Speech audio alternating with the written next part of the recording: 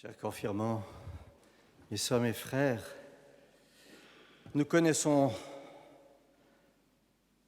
des pensées du Seigneur, qu'elles sont des pensées de paix, des pensées positives, on dirait aujourd'hui, des pensées qui vont nous épargner tout malheur.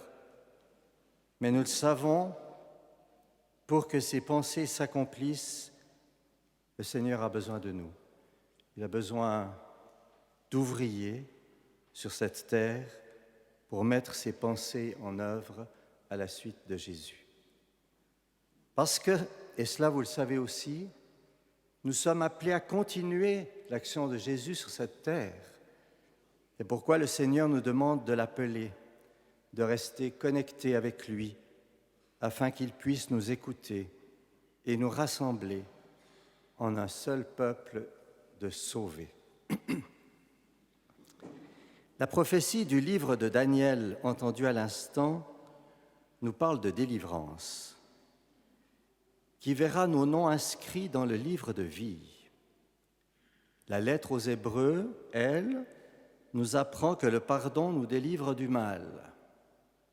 Et sa marque, dans son évangile, parle du Fils de l'homme envoyant des anges pour rassembler les élus des quatre coins du monde, ceux qui recevront le salut. Voyez ces textes que la liturgie nous offre aujourd'hui, ces paroles que Dieu a choisi de nous dire aujourd'hui, elles sont un peu d'une couleur particulière, vous en conviendrez. On parle de délivrance, de rassemblement et de salut. C'est comme si on était arrivé au bout d'un processus et que l'on met en place la conclusion d'un grand récit. Eh bien, de dire cela, chers amis, je pense que c'est juste. Le Seigneur Dieu nous parle bel et bien de la fin des temps. Il nous l'explique, non pas pour nous apeurer, mais au contraire pour nous y préparer. Et il se veut rassurant en employant des images fortes qui doivent parler à de futurs confirmés comme vous, c'est-à-dire, et je les répète, la délivrance, le rassemblement et le salut. C'est là tout le développement de notre vie chrétienne, notre vie d'ouvrier du Seigneur appelé à régner un jour avec lui dans la gloire de l'éternité. Vous avez été baptisés, certains par moi. Vous le savez et vous connaissez aussi les effets de ce sacrement qui vous a fait fils et filles de Dieu en recevant sa propre vie par son Esprit Saint. Cet Esprit qui est l'amour et qui nous aime de l'intérieur pour que nous soyons capables d'aimer comme lui. Et recevoir la vie de Dieu en forme d'amour, c'est être délivré du mal, car on est du coup paré pour lutter contre lui dans le pardon et la pénitence, qui sont des œuvres essentielles de l'amour. Oui, mes amis, le baptême vous a apporté, comme à chacun de nous, la délivrance. C'est-à-dire que le mal, le péché, ne pourra jamais nous lier au point de nous perdre au fond de l'enfer. Ainsi, par le baptême, vous êtes devenus des ouvriers de l'amour, imitant Jésus à l'écoute de sa parole. Puis plus tard, ayant grandi, vous avez reçu le corps du Christ dans l'Eucharistie au jour de votre première communion. C'est le sacrement qui maintenant, que vous êtes fils et filles de Dieu par le baptême, vous incorpore au Fils de Dieu, à Jésus que vous recevez en nourriture. Recevoir Jésus en nourriture, c'est être appelé à lui ressembler de plus en plus. Il y a une très belle phrase de saint Augustin. Il y a sa statue là-haut. Il tient un cœur dans la main, il tient l'amour. Alors écoutez bien. Saint Augustin nous dit, quand tu communies, deviens ce que tu contemples. Contemple ce que tu reçois. reçois ce que tu es, le corps du Christ. Phrase que l'on peut rassembler en ces mots, quand tu communies, deviens ce que tu reçois. C'est extraordinaire. Il faut qu'on y pense. On n'y pense pas trop, je crois. Communier au corps de Jésus, c'est devenir cet ouvrier de la parole qu'il était lui-même. Et nous le savons bien, la parole rassemble. C'est bien le cas aujourd'hui. La parole de Jésus, la parole de Dieu qui vous appelle à la confirmation vous rassemble. Ceux qui partagent les mêmes opinions, les mêmes idées, les mêmes principes fondamentaux de l'humanité se rassemblent. Ainsi, les chrétiens, regroupés par le corps de Jésus offert en nourriture, forment un rassemblement qu'on appelle le corps du Christ, c'est-à-dire l'Église, gouvernée par l'amour de l'Esprit Saint.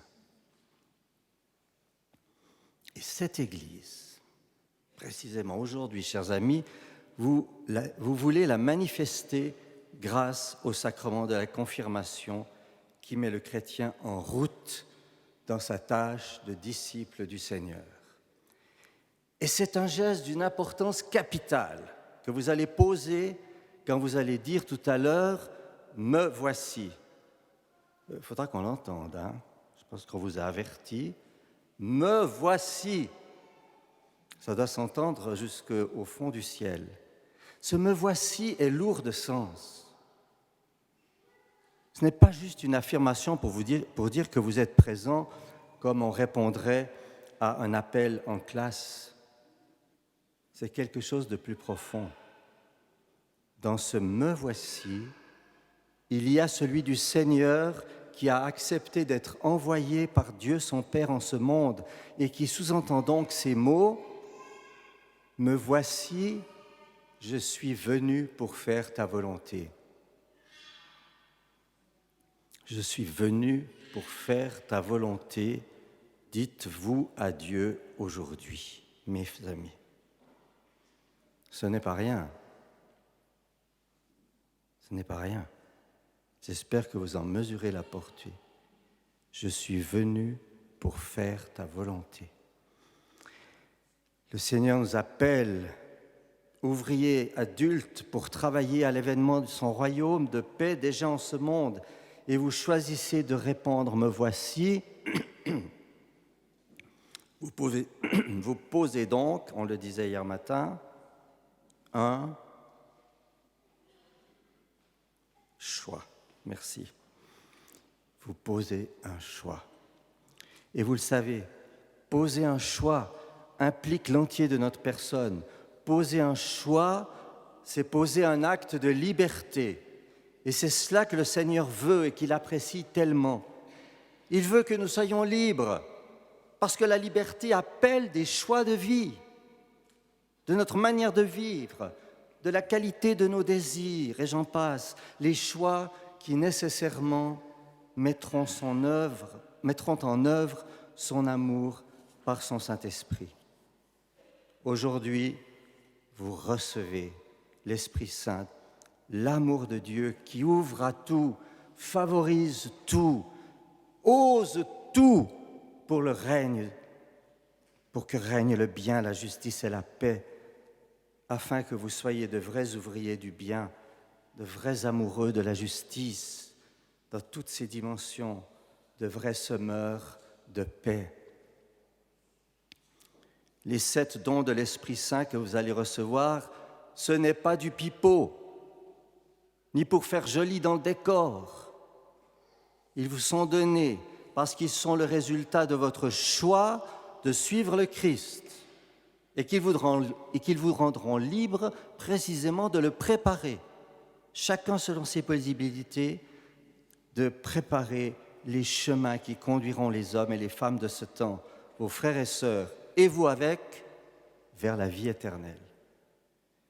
Il faut la sagesse, l'intelligence, le besoin du conseil, la force, la connaissance de Dieu, la prière et l'affection filiale pour parvenir au salut. c'est nécessaire. Ce sont les balises de notre chemin. Oui, Seigneur, me voici avec mes frères et sœurs.